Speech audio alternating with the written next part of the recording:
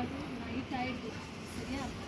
திடீர்னு வந்து புயல் காற்று வீச படகு என்ன தண்ணியில் போனால் ஷேக் ஆகுதா. ஷேக் ஆன உடனே எல்லாருக்கும் பயம் வந்துருச்சு.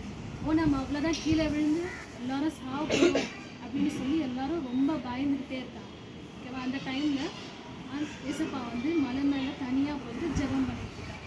கீழே இறங்கி வராது. சரி நம்ம சீஷர்கிட்ட போய் பார்க்கலாம். இவங்க தான் படகு எடுத்துகிட்டு போயிட்டாரு ஓகேங்களா. சீஷருங்க எடுத்துகிட்டு போயிட்டாங்க. அப்போ எப்படி வருவாங்க ஏசப்பா? கடலில் நடந்து வந்துட்டு இருக்காங்க. நைட்டு கடலில் வெளிச்சம் இருக்குமா? இருட்டாக இருக்கும், ரொம்ப இருட்டாக இருக்கும். இன்னும் திடீர்னு ஒரு உருவம் நம்ம படகு கிட்ட வந்துட்டு இருக்குன்னு சொல்லி எல்லாரும் என்ன பண்ணுறாங்க? பயப்படுறாங்க. சீஷருங்க ஏதோ பேய் ஏதோ வந்துருச்சு, நம்மளை ஏதோ பண்ண போகுது. இந்த பக்கம் பார்த்தா புயல் வீசுது, இந்த பக்கம் பார்த்தா ஏதோ உருவம் வருது அப்படின்னு சொல்லி என்ன பண்ணுறாங்க? ரொம்ப பயந்துக்கிட்டே இருக்காங்க. உடனே ஆண்டவர் என்ன சொல்கிறாரு? திடன் கொள்ளுங்கள், நான் தான், பயப்படாதீர்கள் அப்படின்னு சொல்லி சொல்கிறாங்க. மத்தேயு 14:27 என்ன சொன்னாங்க? திடன் கொள்ளுங்கள், நான் தான், பயப்படாதீர்கள்.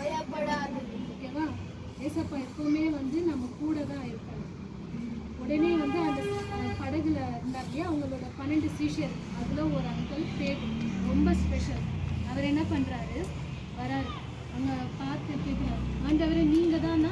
சரி நானும் வரட்டுமா தண்ணியில் நடந்து அப்படின்னு சொல்லி கேட்குறேன். அவர் கடவுள் வந்துட்டார். நம்மளால் அந்த தண்ணியில் போக முடியுமா? போக முடியாதுல்ல. அவர் சொல்கிறார், அவர் கூப்பிட்டா நம்மளால் போக முடியும். ஏன்னா கூப்பிட்றது யார்? கடவுள் இல்லை. அதனால் தைரியமாக நம்ம நடந்து போகலாம். பேதுரு தைரியமாக அப்படி நடந்து போகிறாரு. திடீர்னு மறுபடியும் புயல் காற்று வீசவே பயந்து கீழே பார்க்குறாரு. கீழே அப்படியே தண்ணியில் மூழ்கி போயிடும். உடனே வந்து ஆண்டவரே என்னை காப்பாற்றுங்கன்னு சொல்லி கையெடுத்து காமிக்கிறார். உடனே ஆண்டவர் என்ன பண்ணுறாரு? கையை கொடுத்து, ஏன் அவிசுவாசமாக இருக்க, என்னை நம்பு, ஏன் சந்தேகப்படுற அப்படின்னு சொல்லி சொல்கிறாரு. சரியா. நம்ம எந்த ஒரு விஷயமா இருந்தாலும் சரி பயந்து இருக்கக்கூடாது. எதை பார்த்தாலும் பயம். எக்ஸாம் பார்த்தா பயம். எக்ஸாமில் எப்படி எழுத போகிறோம், இல்லை எக்ஸாம் நான் வயசில் இருக்கிற ஜுரம் வந்து அம்மா எனக்கு எக்ஸாம் போகலாமா, நான் வீட்டில் உட்காந்துக்கிறேன் அப்படின்னு சொல்லி லீவ் போட்டு உட்காந்துக்கிறீங்களா? எக்ஸாம்ஸ்க்கெலாம் பயப்படுறீங்களா?